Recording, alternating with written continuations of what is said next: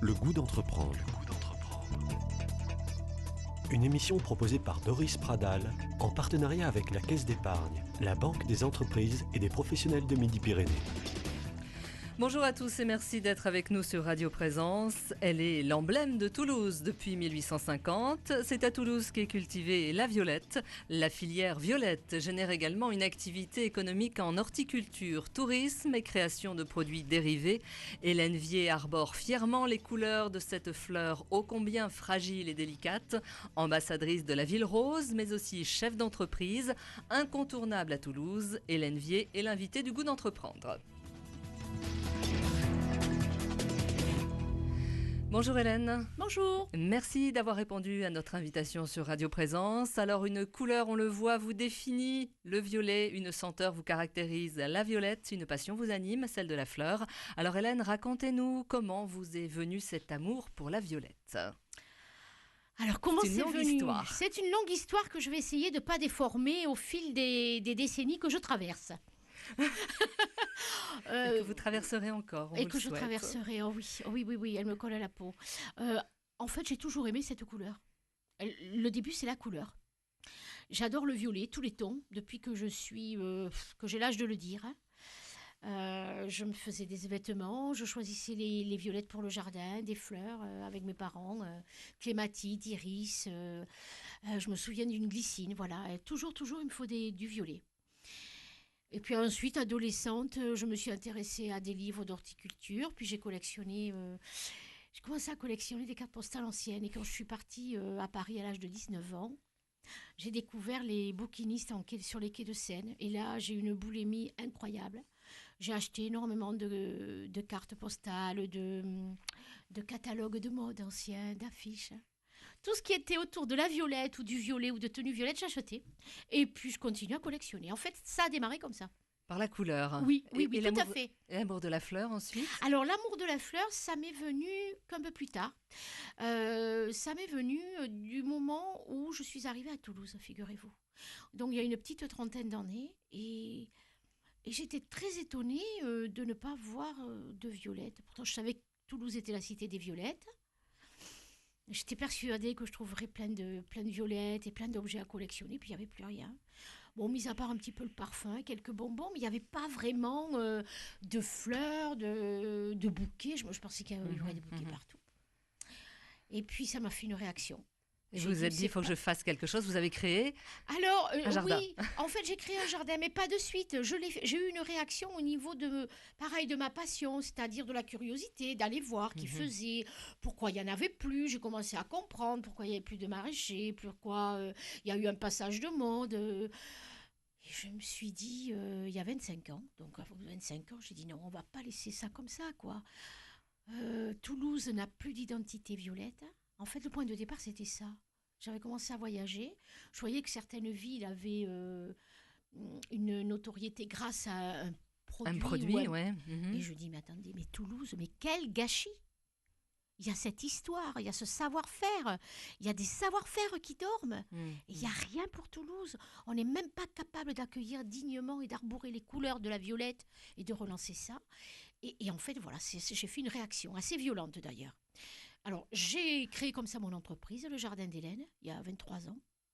Mais au début... vous étiez toute seule au début dans l'entreprise. Ah mais complètement, je l'ai créé. En fait, c'est parti d'un plan, vous avez... Alors, d'un plan, non, c'est parti de... Au début, j'ai créé en tant qu'artisan, j'ai créé les premiers pots pourris à la violette, les premières bougies. Et puis, je suis allée voir les horticulteurs, et c'était en 93, au moment où les scientifiques de Toulouse et où la Chambre d'agriculture voulaient relancer la culture de la violette de Toulouse qui avait disparu parce qu'elle avait pris le gel de 56, parce qu'il y avait eu la concurrence, etc. Et j'arrive au moment du programme financé par la ville, la région. Et puis, ces chercheurs qui voulaient remettre au goût du jour la violette. J'ai trouvé ça extraordinaire. Et là, j'ai dit, vous allez voir, on va faire des choses fabuleuses, quoi. Et bon, moi, je jouais ma partie créatrice. Je n'étais pas du tout horticultrice. D'ailleurs, il me le faisait bien comprendre. Je n'étais pas du tout issue du monde agricole. Mais ça m'intéressait. Et les producteurs Bon, mais dans les années 1995, ils vont démarrer jusqu'en 2005. Ils vont être une vingtaine à démarrer la culture. Une vingtaine sur Toulouse, Oui, donc sur de Toulouse, maraîchers, maraîchers, qui vous ont accompagné. d'horticulteurs qui en complément ont voulu cultiver la violette. Et si vous voulez, moi je travaillais à côté d'eux pour créer des produits dérivés à façon, pour essayer de monter un festival de la violette, une fête, pour reconstituer une filière. Voilà. Ouais. Et c'est comme ça que j'ai appris le milieu de la violette. Qu'est-ce qu'il était arrivé à la violette de Toulouse, ce fameux gel de 56. J'ai appris qu'elle était très longue à cultiver, qu'elle était capricieuse, qu'elle fleurissait pas à tous les coups. Et ça m'a passionnée. Ça me passionne. On le sent, on l'entend. Voilà, alors moi j'ai continué mon petit bonhomme de chemin pendant 15 ans uniquement côté des produits dérivés. Donc je travaille Par exemple, donnez-nous quelques à idées. façon avec des artisans, de la moutarde à la violette, des sucettes, miel aromatisé à la violette, du thé, des infusions, des broderies, des bougies, etc. Voilà. Et puis les producteurs de leur côté, eux, ils produisaient les violettes. Et puis en 2005, leur production s'est affaissée complètement. Ils se sont heurtés à de la concurrence. Bon, il faut savoir que notre violette de Toulouse, elle fleurit en hiver. Et elle est unique. Elle est unique, parfumée en hiver, il faut la bouturer.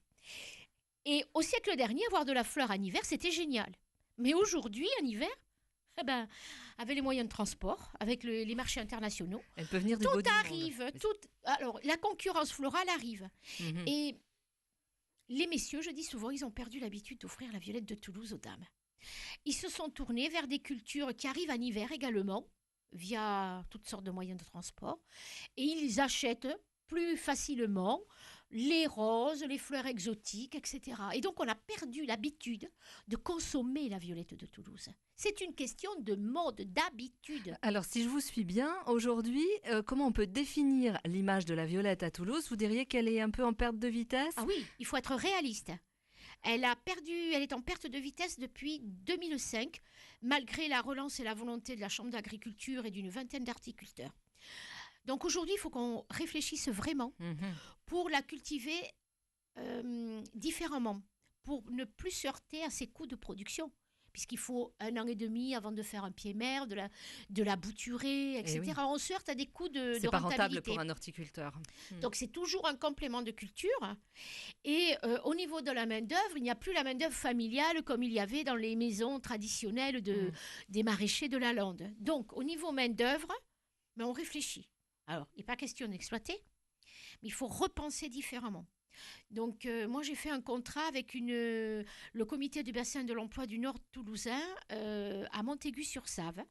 Il y a un CAT avec 10 jeunes en insertion professionnelle et un éducateur qui doivent faire des stages d'insertion professionnelle de 6 mois. Et tous les 6 mois, l'équipe de 10 jeunes tourne et ils cultivent pour la Maison de la Violette des violettes de Toulouse. Alors, je leur apporte un conseil technique, un appui. Je m'engage à leur acheter la production. Et eux, ça leur fait un terrain de stage, un banc d'essai. Et ensuite, ils ont acquis un savoir-faire. Et ils sont capables de donner ce savoir-faire chez des horticulteurs ou ailleurs lorsqu'ils seront intégrés en tant que salariés. Voilà, il faut repenser complètement les choses. Ensuite, je me fais aider par ma famille également. Ça va suffire, Hélène, pour sauver la violette? Pour sauver la violette, ça ne va pas suffire. Donc, il faut réfléchir à comment vous dire, à accélérer les étapes de multiplication. Donc, ça va se passer par un suivi, un soutien scientifique qui nous aide à sélectionner les meilleures boutures, les meilleurs stolons, pour gagner du temps. Parce que ça ne paraît pas, mais prendre un gros stolon, les grouper par 3 ou 4 dans un petit pot, plutôt que de prélever un petit stolon, pour faire plus tard un pied de violette, bien là, vous allez gagner 3-4 mois. Oui. Donc, il y a toute une technique que moi, j'ai acquis de certains producteurs, et notamment de M. Pierre Barandou, qui est expérimenté en matière d'horticulture, membre de la Société nationale d'horticulture, qui a cultivé pendant plus de 30 ans la violette de Toulouse. Il m'a transmis ce savoir-faire. Et aujourd'hui, moi, je suis prête à le transmettre et à me faire aider par des scientifiques. Donc, si vous m'entendez, il y a vraiment quelque chose à faire pour préserver cette variété qu'on nous réclame dans le monde C'est entier. ce que j'allais vous dire. Quelle image a la violette de Toulouse à l'international? Alors, Euh, écoutez, pour voyager Europe, Russie, Japon, très loin, cette violette, elle fait courir tout le monde. Sur le site touristique Maison de la Violette, on reçoit des Russes, des Roumains, de l'Afrique du Sud, des Japonais, on commence à recevoir des Chinois. qui viennent pour la fleur. Oui, parce qu'ils savent que un des emblèmes de la ville historique, c'est la Violette de Toulouse. Et c'est vrai qu'ils sont un petit peu déçus parce qu'ils s'attendent à voir beaucoup de productions, beaucoup de lieux. Ouais, ouais. Alors, c'est ce que j'ai essayé, moi, de regrouper et d'expliquer au sein de la Maison de la Violette, mais il y a de quoi faire. Il faut grossir ce phénomène, il faut travailler, il faut bien le repenser. Et puis, il faut pas être toulousain et se dire, bon, ben oui, on a la Violette, et puis voilà. Non, non, Est-ce qu'on en il fait faut s'en assez? occuper. On en fait assez à Mais non. Toulouse? Vous êtes assez entendu? Non, on n'est pas assez entendu. Mhm. On pense que c'est un acquis. Mais là, moi, je lance un appel.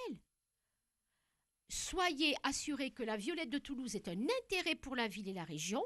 Soyez assurés que les Toulousains n'en font pas assez pour la Violette. Mhm, mhm. Voilà, il y a péril. Donc je lance un appel. Votre emplacement peut-être aussi face à la gare. Alors l'emplacement, la Maison de la Violette, la Péniche, Oui, hein. la Péniche est un lieu stratégique. Hein. Ouais. Ça fait 15 ans que j'ai ouvert ce lieu. Je suis très très impliquée dans le monde touristique, les voyages. On reçoit beaucoup d'accueil presse. On est dans de nombreux guides internationaux. Mais si vous voulez, c'est au niveau local. Il faudrait nous aider en nous donnant du terrain, en aidant les jeunes à l'installation. Enfin, je veux dire, c'est un patrimoine français. Il faut le Voilà, sauver. il ne faut pas dormir dessus. Il faut pas croire que tout est beau, quoi. Il faut s'en occuper. C'est un joyau qu'on a, c'est précieux. On a entendu votre appel. On va en parler dans un petit instant. Vous Merci. restez avec nous, bien évidemment, Hélène Vier. À tout de suite.